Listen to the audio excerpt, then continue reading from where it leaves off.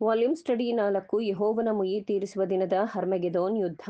ಅಧ್ಯಾಯ 9 ಸಂಘರ್ಷವನ್ನು ತಡೆಯಲಾಗದು. ಲೌಕಿಕ ಜ್ಞಾನಿಗಳ ಸಾಕ್ಷಿ. ಪುಟ 296.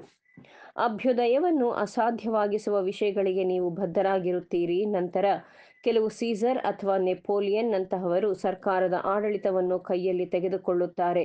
ರೋಮನ್ ಸಾಮ್ರಾಜ್ಯವು 5ನೇ ಶತಮಾನದ ಅನಾಗರಿಕರಿಂದ ಇದ್ದಂತೆ 20ನೇ ಶತಮಾನದಲ್ಲಿ ನಿಮ್ಮ ಗಣರಾಜ್ಯವು ಲೂಟಿಯಾಗುತ್ತದೆ ಮತ್ತು ಧ್ವಂಸಗೊಳ್ಳುತ್ತದೆ. ಈ ವ್ಯತ್ಯಾಸದೊಂದಿಗೆ ರೋಮನ್ ಸಾಮ್ರಾಜ್ಯದ ವಿಧ್ವಂಸಕರಾದ ಹನ್ಸ್ ಮತ್ತು ವಿಧ್ವಂಸಕರು ವಿದೇಶದಿಂದ ಬಂದರು, ಆದರೆ ನಿಮ್ಮ ಅನಾಗರಿಕರು ನಿಮ್ಮ ಸ್ವಂತ ದೇಶದ ಸ್ಥಳೀಯರು ಮತ್ತು ನಿಮ್ಮ ಸ್ವಂತ ಸಂಸ್ಥೆಗಳ ಉತ್ಪನ್ನವಾಗಿರುತ್ತಾರೆ. ಶ್ರೀಮಂತರು ಮತ್ತು ಬಡವರಲ್ಲಿ ಮಾನವ ಸ್ವಭಾವದ ಬಗ್ಗೆ ಹೆಚ್ಚಿನ ಪರಿಚಯವಿರುವ ಈ ವ್ಯಕ್ತಿಗೆ ಶ್ರೀಮಂತರು ನಿಸ್ವಾರ್ಥವಾಗಿ ಬಹುಮತದ ಕಾರಣವನ್ನು ಸಮರ್ಥಿಸಿಕೊಳ್ಳಬಹುದು ಮತ್ತು ಅಂತಹ ದೊಡ್ಡ ಮತ್ತು ಹಿತಚಿಂತಕ ಕಾನೂನುಗಳನ್ನು ಜಾರಿಗೆ ತರಲು ಸಮ್ಮತಿಸಬಹುದು ಎಂದು ಸೂಚಿಸಲು ಸಂಭವವಿಲ್ಲ. ಜನಸಾಮಾನ್ಯರು ಕ್ರಮೇಣ ಸಾಮರ್ಥ್ಯಕ್ಕೆ ಬರುತ್ತಾರೆ ಮತ್ತು $500,000ಗಿಂತ ಹೆಚ್ಚು ಸಂಪತ್ತನ್ನು ಸಂಗ್ರಹಿಸಲು ಯಾರಿಂದಲಾದರೂ ಅಸಾಧ್ಯವಾಗುತ್ತದೆ. ಇಲ್ಲ. ಮಿಸ್ಟರ್ ಮೆಕಾಲೆಯವರಿಗೆ ಅಂತಹ ಪ್ರತಿಪಾದನೆಯು ಪರಿಗಣನೆಗೆ ಅನರ್ಹವಾಗಿದೆ ಎಂದು ತಿಳಿದಿತ್ತು ಮತ್ತು ಆದ್ದರಿಂದ ಅವರ ಭವಿಷ್ಯವು ಸ್ವಾರ್ಥದ ಪರಿಣಾಮವಾಗಿ ದೇವರ ಸಾಕ್ಷ್ಯಕ್ಕೆ ಅನುಗುಣವಾಗಿದೆ. ಇದು ಸಂಕಟದ ದೊಡ್ಡ ಸಮಯವಾಗಿದೆ. ಇದಲ್ಲದೆ ಅವರು ಹೀಗೆ ಬರೆದಾಗಿನಿಂದ ಮಿಸ್ಟರ್ ಮೆಕಾಲೆಯವರ ಸ್ವಂತ ದೇಶವಾಸಿಗಳು ಬ್ರಿಟಿಷ್ ಸಾರ್ವಜನಿಕರಿಂದ ಬೇಡಿಕೆ ಇತ್ತು ಮತ್ತು ಅವರು ತಮ್ಮ ಬೇಡಿಕೆಯನ್ನು ಪಡೆದರು. ಇದನ್ನು ಬೆಲ್ಜಿಯನ್ನರು ಮತ್ತು ಜರ್ಮನ್ನರು ಒತ್ತಾಯಿಸಿದ್ದಾರೆ ಮತ್ತು ಮಂಜೂರು ಮಾಡಲಾಗಿದೆ. ಇದನ್ನು ಫ್ರೆಂಚ್ ಒತ್ತಾಯಿಸಿತು ಮತ್ತು ಬಲವಂತವಾಗಿ ತೆಗೆದುಕೊಂಡಿತು.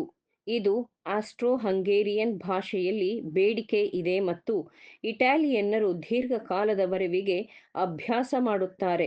ಆದ್ದರಿಂದ ಯುನೈಟೆಡ್ ಸ್ಟೇಟ್ಸ್ಗೆ ತುಂಬಾ ವಿಶ್ವಾಸದಿಂದ ಊಹಿಸಲಾದ ದುರಂತವು ಕ್ರೈಸ್ತ ಪ್ರಪಂಚದ ಮೇಲೆಯೂ ಸಹ ತಗಲುತ್ತದೆ.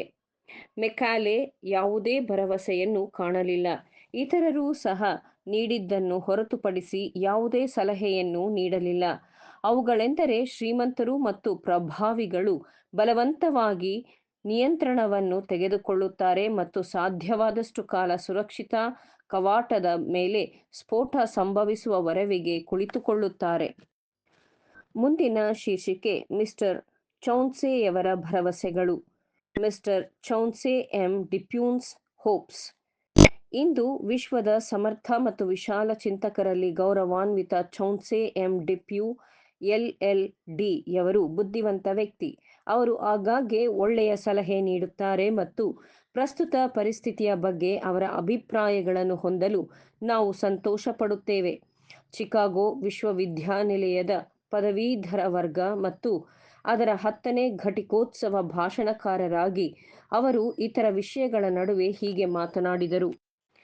ಶಿಕ್ಷಣವು ನಮ್ಮ ದೇಶದ ಅದ್ಭುತ ಬೆಳವಣಿಗೆಯನ್ನು ಸಾಧ್ಯವಾಗಿಸಿತು ಮತ್ತು ಉದ್ಯೋಗ ಮತ್ತು ಸಮೃದ್ಧಿಗಾಗಿ ಅದ್ಭುತ ಅವಕಾಶವನ್ನು ಒದಗಿಸಿದೆ.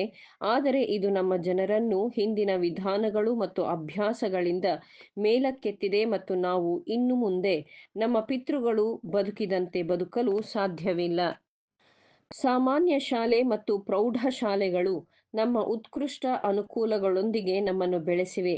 ಇದರಿಂದಾಗಿ ಜೀವನ ಪರಿಷ್ಕರಣೆಗಳು ವಿಶಾಲ ಮತ್ತು ಹೆಚ್ಚು ಬುದ್ಧಿವಂತ ಪುರುಷರನ್ನು ಮತ್ತು ಪ್ರಕಾಶಮಾನವಾಗಿ ಹೆಚ್ಚು ಸುಂದರ ಸೌಂದರ್ಯವುಳ್ಳ ಹಾಗೂ ಹೆಚ್ಚು ದೊಡ್ಡ ಉತ್ಸಾಹ ಮಹಿಳೆಯರನ್ನು ಉಂಟುಮಾಡುತ್ತವೆ. ಇದು ಯುರೋಪಿಯನ್ ರೈತರ ಯೋಜನೆಯ ಮೇಲೆ ಅವರನ್ನು ಎತ್ತುತ್ತದೆ. ಶಿಕ್ಷಣ ಮತ್ತು ಸ್ವಾತಂತ್ರ್ಯವು ಅಮೆರಿಕನ್ನರನ್ನು ಅಸಾಧಾರಣ ಜನರನ್ನಾಗಿ ಮಾಡಿದೆ. ಅವರು ಯುರೋಪಿನ ಹಳೆಯ ದೇಶಗಳಲ್ಲಿ ಜೀವನ ಮಟ್ಟವನ್ನು ಮತ್ತು ಅದರ ಬೇಡಿಕೆಗಳನ್ನು ಒಂದು ಅಳತೆಯಲ್ಲಿ ಹೆಚ್ಚಿಸಿದ್ದಾರೆ. ಭಾರತೀಯ ಕಾರ್ಮಿಕನು ಒಂದೇ ಕೋಣೆಯಲ್ಲಿ ಹುಲ್ಲಿನ ಕೆಳಗೆ ಬಟ್ಟೆಗೆ ಚರ್ಮದ ಪಟ್ಟಿಯ ತೇಪೆ ಮತ್ತು ಆಹಾರಕ್ಕಾಗಿ ಅನ್ನದ ಹರಿವಾಣದೊಂದಿಗೆ ವಾಸಿಸಬಹುದು.